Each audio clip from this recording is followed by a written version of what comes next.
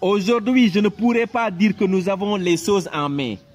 Je ne pourrais pas dire que nous savons par où passer, mais je ne peux que proposer, vu la situation actuelle, on peut étudier ce que nous vivons, les secteurs les plus touchés actuellement. Les secteurs les plus touchés, si nous voulons le redéfinissement du développement, il faut que ça soit à l'image des Africains, plus particulièrement le secteur informel. Je crie haut et fort, le secteur informel. Je prie pour que le secteur informel soit pris en compte, soit pris en charge. Que le secteur informel soit recadré et que le secteur informel vit de son art, de son produit. On va nous caser, je suis d'accord. On va nous vacciner, je suis d'accord. On va limiter nos heures, mais que ça soit universel. Les visas pour entrer au Sénégal, pour entrer en Afrique, on ne doit plus permettre les entrées et les sorties sans être contrôlé. L'Occident a fermé les portes. Il nous a demandé de fermer nos portes. Chers leaders, pensez à nous. Sinon, ce clatement sera évident. Et je ne le souhaite pas. Et vous savez, les cultivateurs, et vous savez, les éleveurs, et vous voyez à Fongolomi, si vous allez à Djamalaïsine, mes chers paysans, vous pensez qu'actuellement, en ce moment de préparation de l'hivernage, vous savez qu'ils souffrent, qu'ils en souffrent.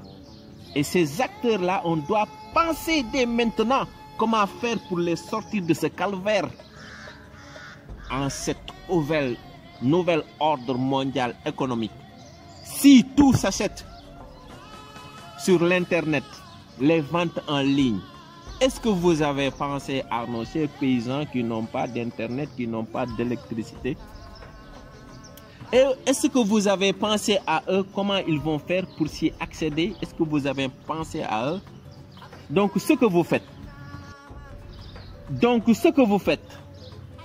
ou bien ce que vous voulez faire, est-ce que vous l'avez réfléchi mûrement? Est-ce que vous savez adopter ma proposition? J'ai dit d'aller au plus fond fin du Sénégal, au plus fond fin de l'Afrique, de se voir avec les vrais acteurs, le secteur informel, les paysans. Il faut les caser aussi. Il faut les trouver de l'électricité. Il faut les trouver de l'Internet. Il faut les aider à conserver leur espace. Cultivons la terre. Baissez, fouet, ne laissez ni place où la mer passe et repasse. Le paysan et ses enfants, ou bien le laboureur et ses enfants. Le berger et ses enfants. L'éleveur et ses enfants. Le marchand ambulant et ses enfants. Oui, ceux qui sont dans les rues et leurs enfants. Vous avez pensé à eux? Hein? Il faut penser à eux. Si vous voulez que cette nouvelle ordre mondial passe dans l'ordre, il faut les consulter. Il faut leur demander leurs idées. Il faut leur demander là où ça fait mal. Eux, ce sont des acteurs qui le vivent. Et ils savent mieux que quiconque ce qu'ils vivent. Là où c'est bon, ou bien et là où ça fait mal. Il faut leur demander leurs idées. Allez voir ces gens et leur demander, s'il vous plaît, c'est une proposition. C'est une proposition. Je vous le demande solennellement. C'est une proposition. Je vous prie de penser à ces gens, s'il vous plaît. Je vous le demande solennellement. Allez voir ces diminuent. Je suis désolé du mot diminuent, ils sont... waaw balaa ngaañ di am xam nga ki la wax ne la jaaral nii ki la wax ne la moytul lii kooku wax dëgg yàlla yéene na la jàmm te am réew nag buñ ko dee defar il faut que nag ñu wat suñu njiit yi ci seeni bët ci li nga xamante ne nii mun na yàq ak ci li nga xamante ne nii mun na defar ndax kat su fekkente ne nii mbir mi dafa nar a am kumba am ndey ak kumba amul ndey mu am ñoo xamante ne nii dinañ mën a jaay te ñii duñu mën a jaay ñii nekk ci luuma yi comme ni ma koy waxee ñu utal leen internet utal leen courant ñu mën di jaay seeni xar yi su fekkente ne nii dañu bëgg a tëj marché yi vente en ligne boobu noonu ñoom ñu mën si bénéficier woo bu ñu amulee courant tey ndeysaan maa nga xalaat sama mbokk moom Moustapha ndeysaan ca àll ba xonq ba nekk sa Gidira ña nekk sa Wuro Sogi ndeysaan ca biir nga xamante ne da ngay daw ay kilomètres yu bëri ndeysaan Afrique orientale wala Sénégal oriental ñi nga xamante ne ñu nga Fulaadu ba ndeysaan sa biir àll ba sama mbokk yooyu nga xamante ne nii ñu ngi si Fuuta Tooro ci biir àll bu xonq ba jaayatuñu seeni jur ndeysaan présentement au moment que je te parle tëj nañu luuma yi sunu préfet yi tëj nañu marché yi ndeysaan ñun ñu ngi fii si Almadi ndeysaan di yaataa yumbe Mbambulaami yor sunu oto yu tooy ndeysaan yor suñuy jabar yu tooy xep di lekk sunu lekk gu baax cuisinier yi duñu toppatoo ay puuj paaj yu baax xam nga ne moos loolu musiba naaru laay la ma ne boole leen si sama mbokk yi nekk Njuujuuf boole si waa Jàmmalaay Siin bokk si waa Mbin Njongol boole si waa Ndofaan boole la ma si waa Kalom boole la ma si waa Mbaafay boole la ma si waa Paataar nga boole la ma si waa Mbinongoj boole la ma si waa Ngayo Xem mbokk mi boole la ma si ñi nga xamante ne nii ñoo nekk Sagata Jolof nga boole la ma si ñi nga xamante ne nii ñoom ñoo nekk si fi nga xamante ne nii moom mooy Ngaay Mexe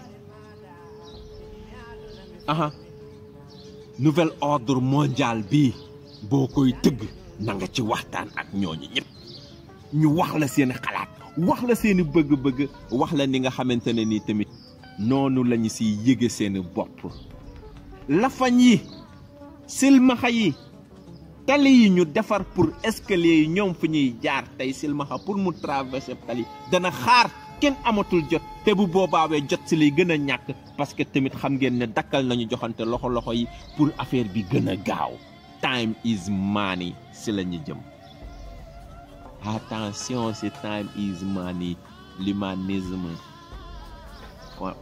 kii matuwaay jël ay matuwaay ngir daan li nga xamante ne ni moom mooy corona akamaa ci ànd waaye matuwaay yooyu nga xamante ne nii mu ngi dox sama diggante man ak sama mbokk mi nga xamante ne ni moo nekk Fongolo mi mu ngi nekk sama mbokk mi nga xamante ne ni dama doon saafoo ak moom mu ngi nekk sama diggante mbokk mi nga xamante ne ni dama doon joxanteex moom loxo bu ñu jullee tisbaar ba pare bu ñu jullee juma ba pare wasifa fi nga xamante ne ni moom la ñu doon def fa nga xamante ne ni moom la ñu doon daje di tudd yàlla nga dakkal loolu yëpp ba pare bëgg a dugal beneen cosaan ak ngóor jigéen ay jigéen yoo nga xamante ne dañuy ànd di mooy ay musiba yoo xamante ne ni moom nga ñuy roloo di ñu warloo weneen diine di ñu warloo beneen aada boo xamante ne ni bokkul ak sunu aada dama ne nouvel ordre mondial boobu noonu est-ce que loolu bokk si ndaganal ak góor jigéen est-ce que waajtaay wi du egg ci loolu noonu booy dem si duus bi da ngay tàggoo wala booy dem si duus bi da ngay am carte boo xamante ne nii da ngay bës carte bi